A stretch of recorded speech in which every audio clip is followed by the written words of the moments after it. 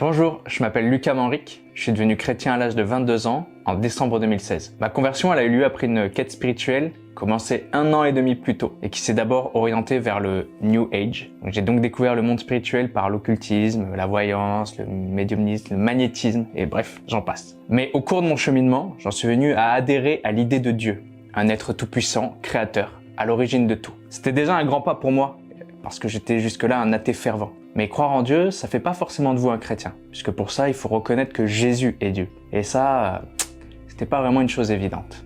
Alors après quelques déboires dans mes pérégrinations ésotériques, j'accepte de passer un week-end chez des amis protestants.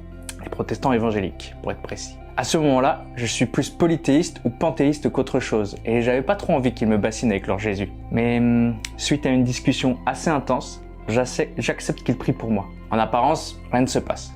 Et quelques instants plus tard, je les remercie, je vais me balader dans le jardin. Et là, comme une révélation soudaine, je me dis, Jésus est mort pour moi et pour toute l'humanité.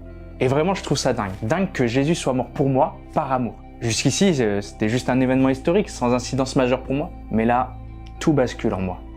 Jésus est peut-être celui que je cherche depuis toujours, mon sauveur. Pourtant, j'éprouve de vrais doutes par la suite. Pourquoi Jésus? Pourquoi à ce moment-là de l'histoire? Et pourquoi devait-il mourir? Mais quand même, Dieu qui a un fils, c'est bizarre.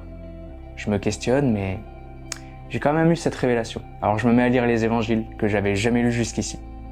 Et quand même, ce Jésus, il est incroyable. Je pleure souvent, surtout lorsque je lis des passages de la brebis égarée ou du fils prodigue. Alors, quelques semaines plus tard, je me rends dans une abbaye pour parler avec un prêtre. Et plus exactement pour recevoir une prière de délivrance. Eh oui, quand on a touché à l'occultisme, c'est pas anodin. Surtout pour quelqu'un comme moi qui était vraiment allé loin. Bref, lors de cette prière, je donne ma foi à Jésus comme sauveur, comme le seul qui peut me délivrer. Et effectivement, ça fonctionne. Je me fais baptiser quelques jours plus tard par un pasteur évangélique, sans aucune préparation ni enseignement. Mais j'avais vraiment besoin du baptême de toute urgence. Donc pendant plusieurs mois, je vais hésiter à rejoindre l'église catholique ou une église protestante. Mais c'est à Medjugorje que se jouera la dernière bataille et mon adhésion totale au Christ. Alors que je me moquais des catholiques qui adoraient le Saint-Sacrement, en arrivant là-bas, je me vois finalement au bout de quelques jours aller dans l'église pour donner ma vie à Dieu, pour faire chemin avec lui, et qu'il me prenne par la main comme un petit enfant.